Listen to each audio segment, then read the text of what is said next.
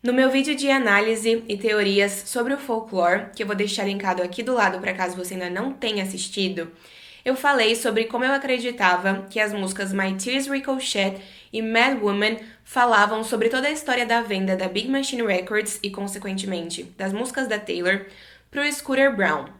Nesse vídeo, a gente vai analisar com mais calma essas duas músicas para tentar entender se essa teoria faz sentido para vocês também.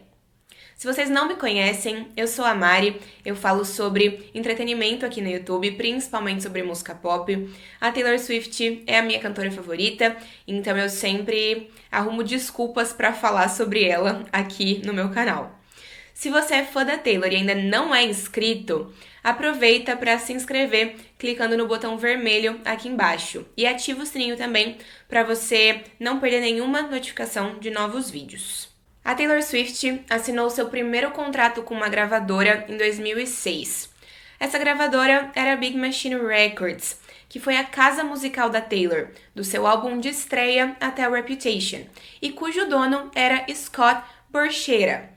Depois de 6 álbuns lançados, o contrato da Taylor com a gravadora chegou ao fim e ela decidiu então assinar com a Republic Records, um dos principais selos da Universal Music, já que ela tinha negociado um contrato que a transformaria na proprietária de todo o material artístico e criativo que ela lançasse a partir de então. Em 2019, o Scott Borchera decidiu vender a sua gravadora, junto com todo o catálogo musical da Taylor Swift, para o Scooter Brown, empresário de Justin Bieber, Ariana Grande, Demi Lovato e anteriormente, de Kanye West também. Essa venda não deixou a Taylor nada feliz, já que, ela tinha tentado comprar sua música inúmeras vezes sem sucesso, e 2, ela não tinha um bom histórico com o Scooter Brown, já que ele tinha participado ativamente de um dos períodos mais conturbados da carreira dela. Na época que tudo isso aconteceu, eu gravei um vídeo bastante completo explicando os desdobramentos de toda essa história. Se você é fã da Taylor, eu imagino que você já esteja familiarizado com tudo isso, que nada dessas informações seja novidade para você. Mas se você não for fã da Taylor ou tiver algumas dúvidas sobre tudo isso, e se você tiver interesse em descobrir mais, eu também vou deixar linkado aqui do lado o meu vídeo explicando tudo isso para você poder entender melhor.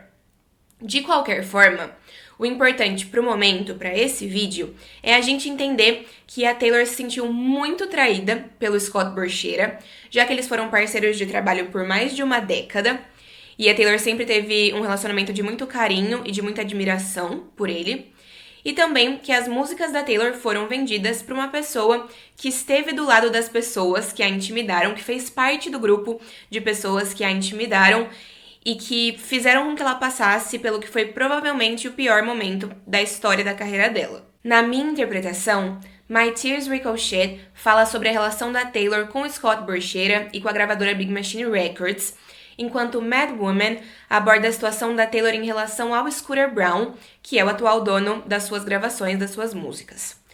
Vamos então analisar alguns trechos de My Tears Ricochet primeiro? Logo no primeiro verso da música, a Taylor canta: "E se eu estou pegando fogo, você será transformado em cinzas também." Ou seja, ela sabe que o fracasso dela também representaria o fracasso do Scott. E ela sabe que se ele tentar jogar fogo nela, ela vai responder com fogo. Eu acho que é isso que ela tá tentando dizer nesse momento. Além disso, ela também pergunta: "Até mesmo no meu pior dia, eu realmente mereci, querido, todo o inferno que você me deu?" A Taylor sabe que ela tem uma história com Scott Borchera e que os dois compartilharam muito ao longo dos anos. E ela não consegue entender por que ele decidiu fazê-la passar por tudo isso.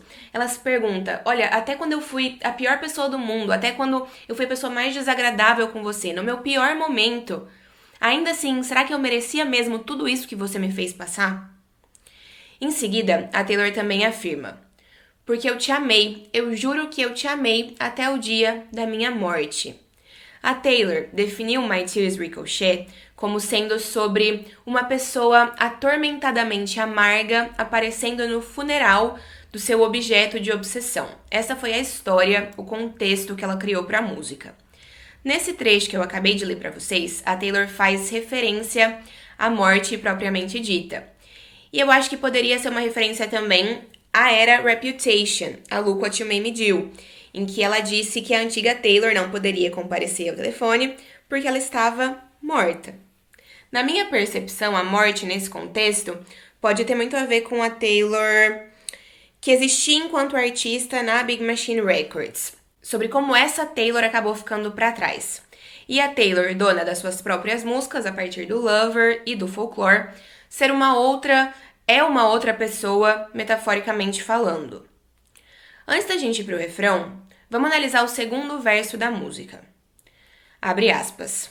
Nós reunimos pedras sem saber o que elas significariam. Algumas eram para jogar fora, outras para fazer anéis de diamante.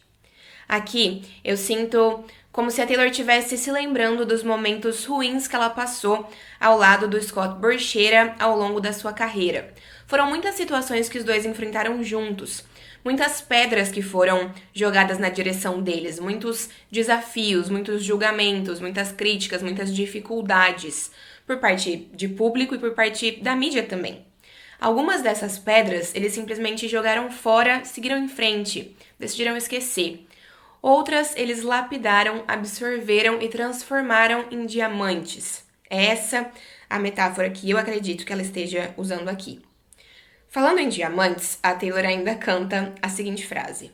Você usa as mesmas joias que eu te dei enquanto você me enterra. A Taylor sabe que ela é responsável em grande parte pelo sucesso e pelas riquezas da Big Machine Records e do Scott Borchera. Afinal, ela foi a artista mais lucrativa da história da gravadora dele. Então, essa frase na minha cabeça é uma metáfora para como ele decidiu tentar atingi-la, destruí-la, até, talvez, né? Enquanto ele se aproveitava de tudo que ela o ajudou a construir. Então, assim, ele tá tentando enterrá-la, acabar com ela, mas usando e usufruindo de tudo que ela o ajudou a conquistar. Faz sentido? Já o refrão começa com a frase I didn't have it in myself to go with grace, que a gente poderia traduzir para algo como não faria parte de mim, não seria eu ir embora graciosamente, com delicadeza, com graça. Nesse momento, a Taylor tá dizendo o que a gente já sabe. Ela não é uma pessoa de evitar confrontos, de ficar calada diante das coisas que ela acredita ou diante das coisas que ela não concorda. Ela tem se posicionado e ela tem lutado pelos seus direitos enquanto artista desde que tudo isso começou. Ainda no refrão, a Taylor questiona: se eu estou morta pra você, por que você está no meu velório, amaldiçoando meu nome, desejando que eu tivesse ficado? Ou seja, se você não se importa mais comigo, se eu não significo mais nada pra você, por que você tá fazendo questão de tentar me destruir? Me difamando ao mesmo tempo que eu sei que você gostaria que eu tivesse ficado do seu lado. Talvez, então, que eu tivesse continuado com a sua gravadora. É o que eu entendo que ela esteja querendo dizer nessa frase.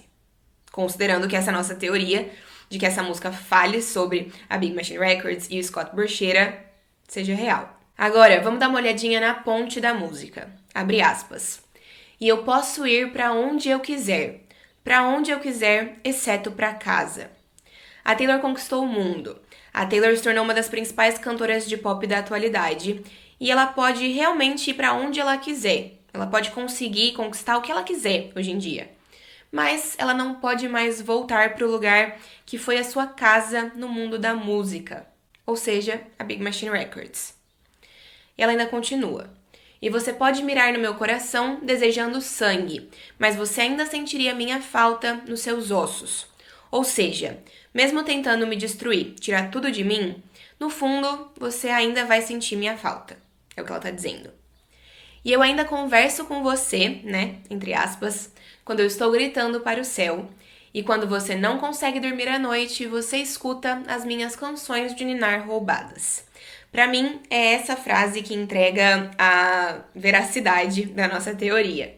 A Taylor diz que quando o Scott não consegue dormir à noite, ou seja, quando algo o incomoda, ele escuta as canções de ninar roubadas dela. Basicamente, de alguma forma, ela acredita que ele se sente culpado, sente uma certa culpa por ter tirado dela a oportunidade de comprar as suas músicas e que isso vai continuar perseguindo ao longo do caminho. Por último, tem um pedacinho que a Taylor canta também no final da música, no último refrão, que diz assim, abre aspas, "Você teve que me matar, mas isso te matou da mesma forma." Mais uma vez, a Taylor reflete sobre como a decisão de prejudicá-la também prejudicaria o próprio Scott Borchera. E aí, essa minha análise faz sentido para vocês? Vocês concordam com essa interpretação? Me digam nos comentários. A gente poderia pensar muitas outras análises, muitos outros desdobramentos, mas como o objetivo desse vídeo é ser mais curto, eu acho que eu já mencionei os trechos e o que eu interpreto de cada trecho, dos principais trechos que me fazem realmente acreditar que essa música fale sobre isso. Eu acho que a maioria de vocês também concorda comigo pelo que eu andei vendo na internet. Enquanto vocês escrevem aí nos comentários se tudo isso faz sentido pra vocês, vamos analisando a segunda música desse vídeo, Mad Woman. No pré-refrão de Mad Woman, a Taylor canta, abre aspas, "Toda vez que você me chama de louca, eu fico mais louca. Que tal? E quando você diz que eu pareço brava, eu fico mais brava." Toda a narrativa do Scooter Braun sobre essa história girou em torno da ideia de que a Taylor estivesse exagerando. Em todos os pronunciamentos que vieram por parte dele, do Scott Borchera ou até mesmo de aliados como Justin Bieber, por exemplo, sempre surgiu a afirmação de que as coisas não aconteceram exatamente como a Taylor tinha contado, ou de que a Taylor estava agindo de maneira equivocada, sempre com a intenção de dar a entender que ela estava louca. Mad Woman, na minha opinião, fala sobre isso. Vocês lembram daquela frase que a Taylor disse numa entrevista para CBS? Que ela falou assim, "A man is allowed to react. A woman can only overreact." Em português não faz tanto sentido assim, mas seria algo como um homem tem permissão para reagir, enquanto uma mulher só pode estar exagerando, reagindo exageradamente. Para mim, é isso que ela tá falando em Mad Woman. E ela continua cantando sobre esse assunto ao longo do refrão. Ela diz, "E não há nada como uma mulher louca. Que pena que ela ficou louca. Ninguém gosta de uma mulher louca. Você a fez ficar assim." Ainda no refrão, a Taylor fala sobre poke a bear, que se a gente traduzisse literalmente significaria cutucar o urso. Mas essa expressão em inglês tem o mesmo significado da nossa expressão cutucar a onça. Então, ela tá dizendo que exatamente isso que eu falei, né? Que a pessoa que tá chamando ela de louca hoje foi a pessoa que a cutucou o suficiente para que ela precisasse agir, entre aspas, como louca. Saindo do refrão, vamos dar uma olhadinha em algumas frases importantes dos versos. A Taylor canta, "O que você achou que eu diria sobre isso? Um escorpião, ele pica ao revidar?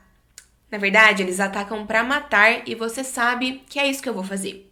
Basicamente, nesse momento é como se a Taylor estivesse perguntando pro Scooter, "O que é que você estava esperando? Que você ia comprar as minhas músicas e que eu ia ficar feliz com isso?" É óbvio que ela ia se posicionar de forma contrária.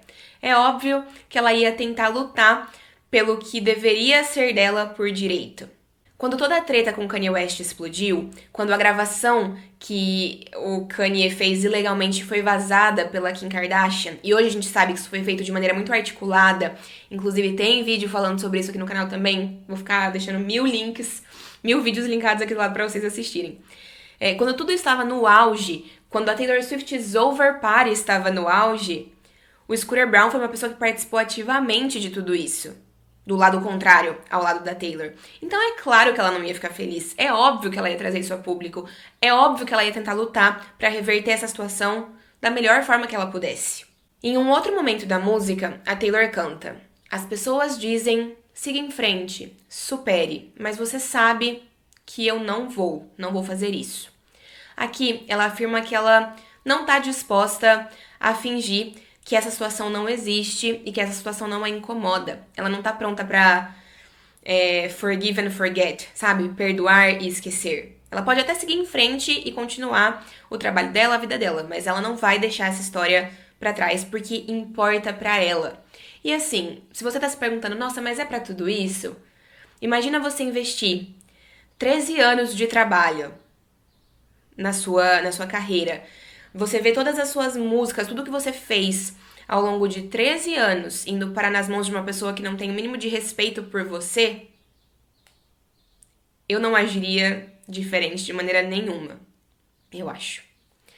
Um outro verso também diz, abre aspas, e mulheres também gostam de caçar bruxas, fazendo o trabalho sujo pra você.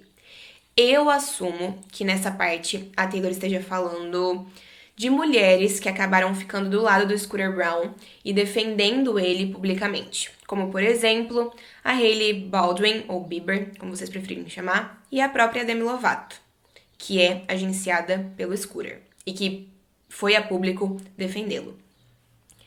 E a Taylor continua dizendo, abre aspas, é óbvio que me querer morta realmente uniu vocês dois, juntou vocês dois.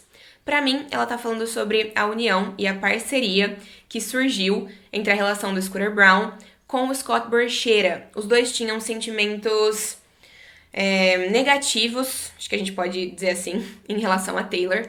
E profissionalmente eles acabaram se unindo da maneira que a gente já conhece, que a gente já sabe.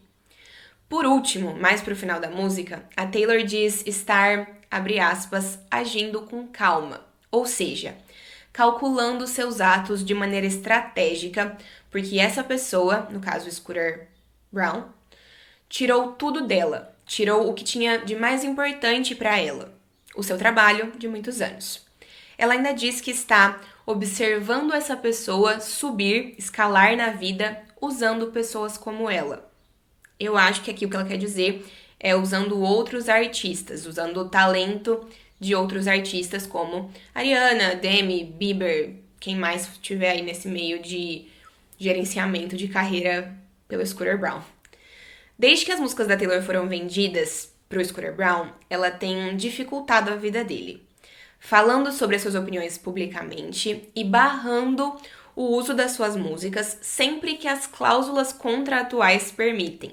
Ou seja, existe um contrato e existem alguns itens nesse contrato que dão a palavra final para Taylor.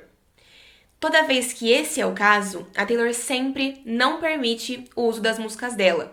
Ela disse recentemente numa entrevista que todo mês, toda semana chegam vários pedidos para usar algumas músicas dela em comerciais de TV.